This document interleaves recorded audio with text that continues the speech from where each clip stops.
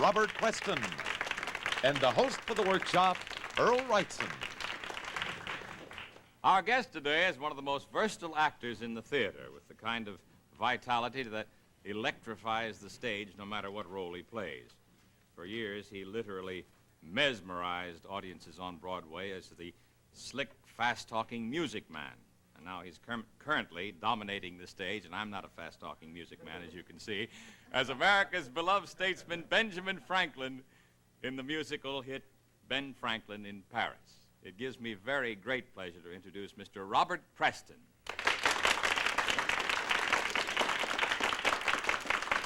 I'll come over to your shows just for your introductions. All right. I know that Ben Franklin was a great phrase maker. If you will pardon a paraphrase, greater love hath no man for his art than to part with his hair to play a part. Would that be all right? Yes. Tell me something, because I know you have a wealth of hair.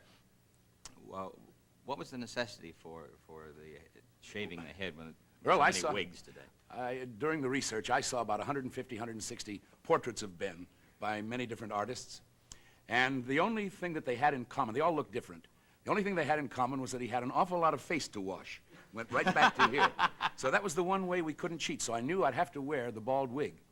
And our Ben, even though he's 69 and 70 years old in the show, is so active that I was afraid to wear something that covered the hair. If it popped up in the middle of the first act, I'd be in trouble, and there would go the show. Yeah. And anyway, well, I tried a very short crew cut, and that didn't work, so I shaved it. And it's kind of fun taking a shower in the morning. And also at night, wearing the wig, you saw a picture, I noticed. I'm not even aware of having a wig on, and I've been an actor for a long time, worn a lot of wigs, and they're very uncomfortable. This is very comfortable.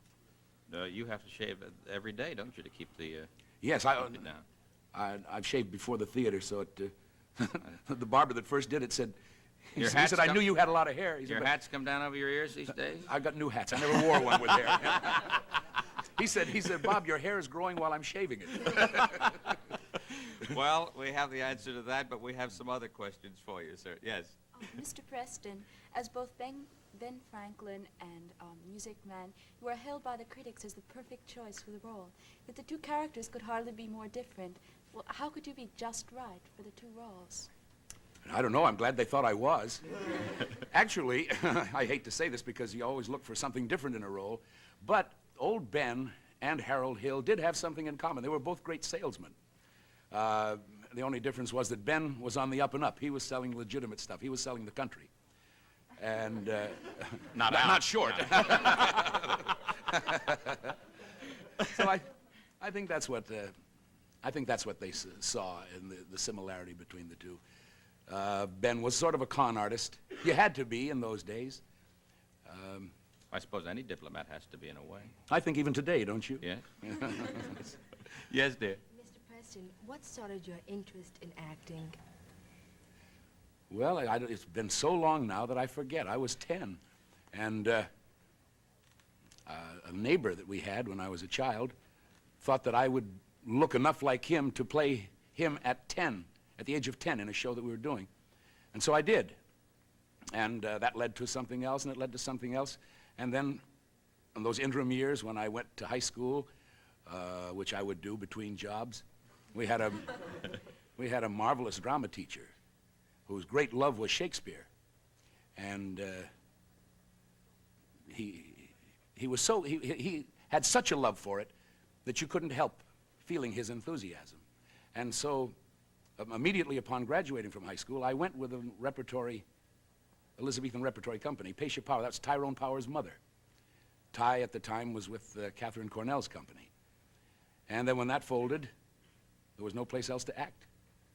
You played Julius Caesar at age something like 17, did you not? I saw that you said 17. It was actually 16. Really? Yeah, in a professional company. I think that's about as young as Julius can be done professionally. But I had my growth, and my voice had already changed almost entirely. So I got by with it. I think that led to some personal appearances in parking lots, didn't it? Yes, well, which is a step up. But even at 16, you have to eat. What were you, a parking lot attendant while you were an odd job? Yes, Santa Anita had started up out there, and our old high school coach was doing the hiring and firing at Santa Anita, Jim Tunney. He's now the chief steward for this state of California. And so we're on the cleanup crew in the morning, parked cars in the afternoon, and this is where I met some fellows who were doing the same thing I was doing and also working at the Pasadena Playhouse, which was just a couple of miles away. So there being no other place to act, I went there for the next couple of years. And it was while acting at the Playhouse that I signed my Paramount contract. At the ripe age of 19 then. Yes, dear. A wasted life. Well, Mr. Preston, it's very common for an actor to star in Broadway and then go to pictures, but you started with pictures first. Well, how did this happen? Well, I just told you I didn't start with pictures first, dear. All this acting that I've been talking about was in the theater. Of course, then... Well, you see, I I know what she means. I think she means your prominence was first in pictures, Well, wasn't it? Or what? we have yes, of course. But we have a terrible situation here. We're the only country of any size in the world where the capital of the motion picture business and the capital of the theater are 3,000 miles apart. And you just have to make up your mind from season to season where you're going to work. In London and Paris and Berlin and Rome, they all work in the movies during the daytime and go to their theaters at night, which is ideal. But we can't. And so you have to go where your greatest love is. And it's not strange. Many people who are quite successful in pictures, you find them coming back. Richard Burton wants to get back as often as he can.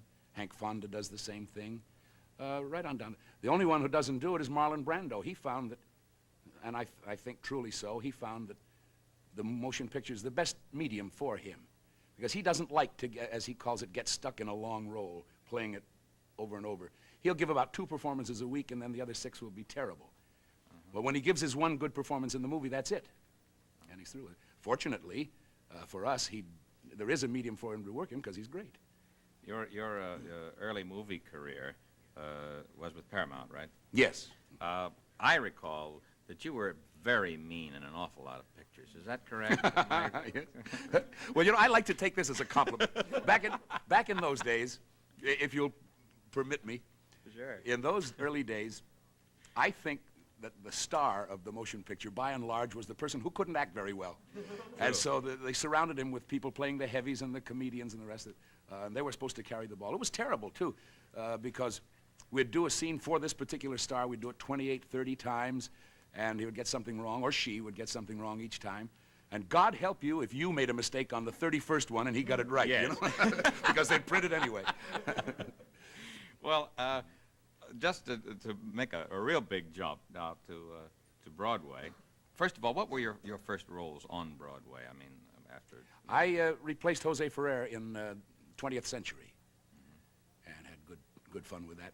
Because I had done comedy as a kid before Paramount, and Paramount signed me to play comedy, but then they never let me do it.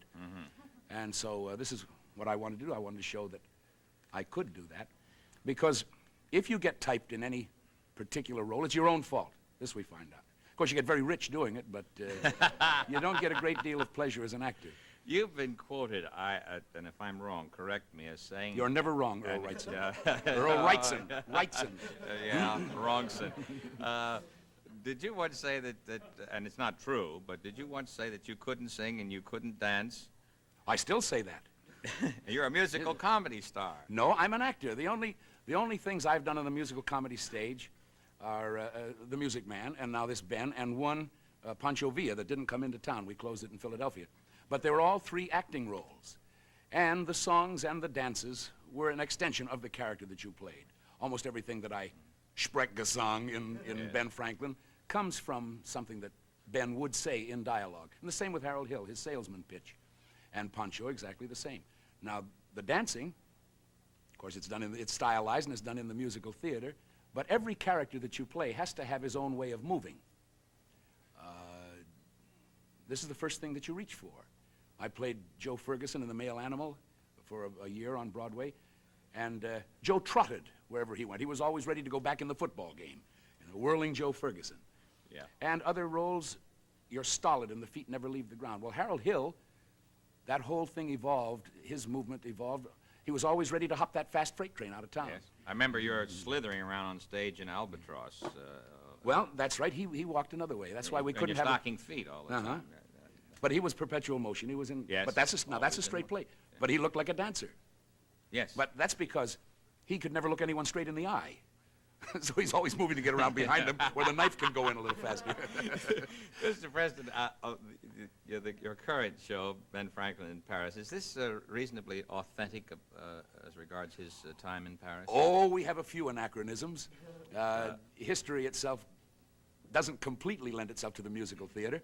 For instance, the balloon ascension that we have, actually the brothers Montgolfier made their first ascension 8 years beyond our date. Mm-hmm. But who's to say that someone as marvelous as Ben didn't get him to put it up 8 years earlier for a test flight, you know? And also, Ben was involved in Paris with 6 or 7 different ladies.